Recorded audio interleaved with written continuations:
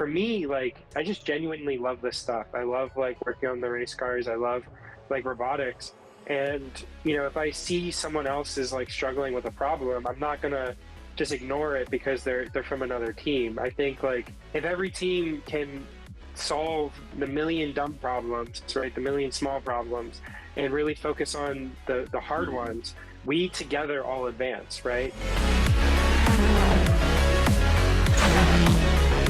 The world around us is changing faster than ever before. Ideas once only imagined in science fiction are becoming a reality. Throughout the course of our amazing 23-episode season, we'll speak to some of the greatest minds in robotics and artificial intelligence to discuss the groundbreaking work that's fueling it all. I'm your host, Ryan Marine. Join me and my co-host, Paul Mitchell, the president of the Indy Autonomous Challenge, and see why we call this the Inside Track.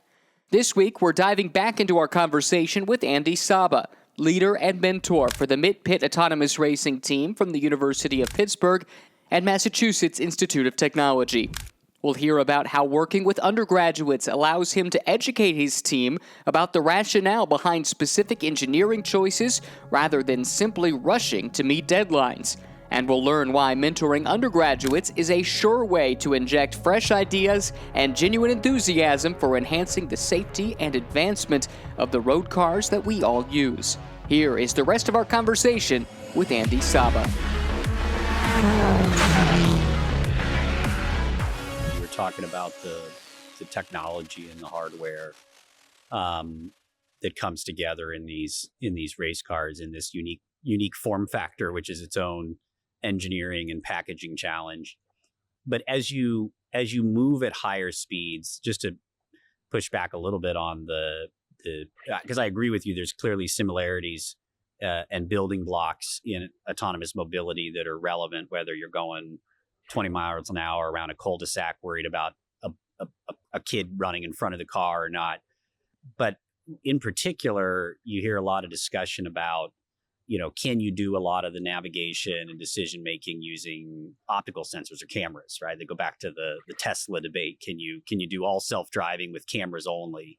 And yet in our competition, we clearly see that teams tend to favor LiDAR as a sensor, and is that kick in some part because of the speeds, because of the closing distances. And when you think about passenger cars going 70, 80 miles an hour, maybe 120 miles an hour on the German Autobahn, encountering another car, does it start to extend beyond the capabilities of the urban suburban robotaxi hardware software stack? So you bring up this really good point of like, LiDAR versus camera, right? And the big argument that Tesla makes for camera is that it's a lot cheaper and it's a lot easier to scale up to, millions and millions of cars, right? And, Luminar will make the counter argument that, well, then let's just make better LiDAR sensors, right? That can also do the same thing. And I think that's actually one of the unique things about the IAC is that these sensors are getting used in vehicles that you and I can go buy, right? So the AB23 will have the Luminar Hydra, or the Luminar irises, right? These cameras, there's nothing really particularly special about them. I mean, they're great cameras, but there's nothing particular about them to autonomous racing. So I think that is kind of one of the nice things about this competition is that we are making strides and showing that it is possible with without specialty hardware, right? And I think that is a case then for, okay, if these sensors can survive, going 180 around an oval or around a road course, then they can survive, 200,000 miles, right, of like driving around in downtown Indianapolis, right? I actually. I don't want to make this joke about Indianapolis, but in Pittsburgh, there's a lot of potholes, right? And so if you want to make an AV there's plenty in Indy too, yeah. So if you want to make an AV Right. that lasts, you need to be able to handle those rigors. So yes, there are extremes in autonomous racing, but I would still stand that I think the fact that we can handle those extremes mean that we're better equipped to handle the Hmm. everyday stuff. Regarding though, this is like kind of like a tangent. Regarding the whole Sure. like lidar camera debate, one of the things that our team kind of like focused on pretty early on was, you know, we wanted to make sure that we had solutions for all of the sensors, right? Cameras, radars, and Mm. lidar. We invested a lot of time in developing advanced solutions for, especially for the lidar, and for the camera. We're working on something new right now, and part of that is because each sensor brings its strength and its weaknesses. And the same applies for commercial vehicles, the same applies for autonomous racing. And one of the really nice things about cameras is that they can just see further than lidar scan, right? Like the luminar can see 200 meters, the hydra, the iris could see a little bit further, but the cameras, you have you know significantly more resolution, significantly more range. That's really helpful when you're racing. They can also run at a much faster rate. The camera can sample up to 75 frames a second, right? Versus the lidar at 20. So you're talking, almost 3 to 4 times faster. So each comes with its drawbacks, and It's really yeah, an argument. Yeah, it's really an argument for the the value of sensor fusion and how IEC is giving you a platform to advance sensor fusion, because you may be using the camera to see a vehicle further out and know that it's there, but then as you approach it and you're thinking about an overtake, you're relying more on lidar and being able to either toggle between those sensors in terms of what your algorithm is based on, or the fusion of those. Yeah, that's a really another contribution that's being made that I know is also relevant to the commercial space. I'm really interested in kind of going back to what Paul was talking about earlier, being on the pioneering edge of this technology and the choices that you're making in a compact amount of time because of the nature of this competition. Is there any responsibility knowing that in all likelihood, the next couple of generations are going to be building upon your work here today in the same way that you are on previous generations? Do you feel the responsibility to, when you make some of these decisions, position not just yourselves but our posterity to be in a better position to make better choices down the road? definitely, that is something that I always think about. And it kind of goes into two, like there's kind of two sides to this. The one side is really thinking about the long term impact of decisions. There's definitely a lot of parts of our stack that are there's a lot of tech debt, right? Like, whenever you're developing fast and for a competition, you cut some corners where you can, right? And that's just the nature of the beast. If you're always chasing a perfect solution, you'll never have a solution. And so, yes, you always have to kind of make the best decisions now. But at the same time, it is also very difficult to predict what the problems are going to be down the road. So for me, my philosophy has always been about flexibility. What is the solution that's going to provide the most flexibility down the road, right? So, like, for example, there are parts of our stack where I know we could shave like a millisecond of latency, right? But the flexibility that like certain abstractions provide, is worth that cost, right? And then we say, okay, how can we save that elsewhere, right? How can we make up for that? Or, is that even a problem, right? Um, and that goes to the flip side of the coin, which is, I think, more important than making the decisions is the philosophy behind the decisions. Like, why did you choose the decisions you made? And that's something that I really try to instill a lot in our team, is really thinking about, okay, why did we choose the lidar detection algorithm that we did? Why did we choose, to design our stack this way? Why did we choose a controller that we did, right? Really getting into the nitty gritty of like the reasonings behind it, because it's kind of like the old saying of like, you teach someone to fish. They feed them for life. Give them a fish, they eat for a day. If you give young engineers the correct, not even correct, if you give young engineers a philosophy or like a reasoning behind why decisions were made, they can then go and make their own decisions, right? They understand, okay, these were the drawbacks, this is the things you considered. Now I can go and reevaluate and say, okay, does that still make sense, or do I need to do something differently, right? And I think that is the more important, like, responsibility as chief engineer on our project, on our team, is really instilling that mentality. You talk about your guys' team and your philosophy, and I always appreciate that the Mid-Pit RW team really does take the concept of being a full team very seriously. You look at how you guys prepare, the kind of pre-meetings you have, the post-meetings you have after races, and yet yours is the only team that is entirely student-led, that is predominantly undergraduate. For those that aren't aware, right, the majority of the paddock at an Indy Autonomous Challenge event, and the teams are PhD students, certainly some master students, and very few, if any, undergrads. I think Technical University of Munich at one point had 10 or more PhD students that were, contributing to their team. So you've got to overcome let's say the deficit of just, let's say, pure experience or hours in the classroom or collective research experience.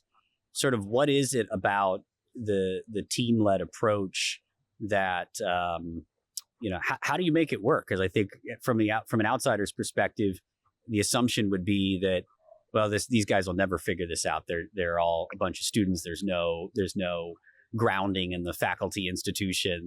They're not PhD students yet, and yet here you are, competing at the highest levels, just within a couple of years. Yeah, it definitely is a challenge, and I think more than the experience. I mean, yeah, experience is. I don't want to discount experience at all. Experience is extremely important, and understanding, how to spend your time and where to spend your time, I think, is the most valuable thing. That, like, by the time you're a PhD student, is a skill you should have learned, is time management and understanding how I should spend my time and where the problems are.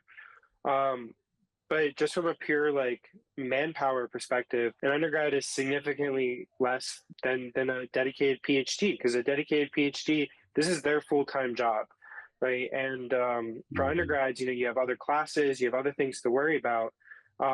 So yeah, we have to overcome a deficit of experience. We have to overcome a deficit of also just pure time. And so it's a chicken and egg problem, right? You need the time to get the more experience, but you can't get the more experience because you don't have the time. So for us, we really try to, okay, we know that people have a deficit of time. We know they have a deficit of experience. Where can we focus people's attention and people's time to get the greatest value out for the team, right? And so we really focus a lot on making sure there's proper, project management, and that people understand, okay, this is what I'm working on. And more importantly, we don't just give people tasks. We don't just say, okay, work on this, whatever. We really try to pair people up with other people that have been on the team for a little bit longer, because one, when you get stuck on a problem, someone who was working on the same problem a month ago can be like, oh yeah, do this, and then that'll like help you along faster, right? So by having a more interconnectedness between the members, you get to share that experiences a lot faster, and then you get people up to speed a lot faster. So that's like point number one. Point number two is that it's also really important for people to understand how their piece fits into the bigger thing, right? Early on, when we, okay, we're going to do some project management stuff, guys. Let's do some project management stuff. you tell people, okay, do this, do this, do this, then we're gonna do a sprint, blah blah blah. It's very easy for an undergrad who has, you know, midterms and other things going on to just say, okay, this task, like, I don't understand why it's important, I don't understand why, like, it's given to me, I don't really care, right? And they're not going to produce. But if you meet with someone and you have a one-on-one and you say, like, hey, like, how's it going? What are you working on? Oh, you're working on this. Okay, like, yeah, you know, the really cool thing is, like, once you have that, then we can do, you know, once you have that new feature in the controller, then we'll be able to, like, do this turn at Monza a little bit faster. And once we can do that, then we can test, you know, this other thing, right? And once someone understands how their pieces kind of fit in, they get more motivated, and they better understand, okay, um, this is the impact of my work. And then the third most important piece, and this feeds into the other two things I'm talking about, it really comes down to building a good team culture. At the end of the day, people don't want to disappoint each other. People all want to work together and achieve something incredible. And by really grounding, okay, here's how your piece fits into everything else. Here's you guys meeting one on one, getting to know each other beyond just a screen on a face, right? Here's, you know, how the team as a whole is going to achieve their goals. That I think that culture of we are a team, we're starting from behind, you know, we're the underdogs here, that really gets people motivated, it gets people moving, and then you're able to, you know, you're able to get a lot more value in a lot less time. You know, one of the things that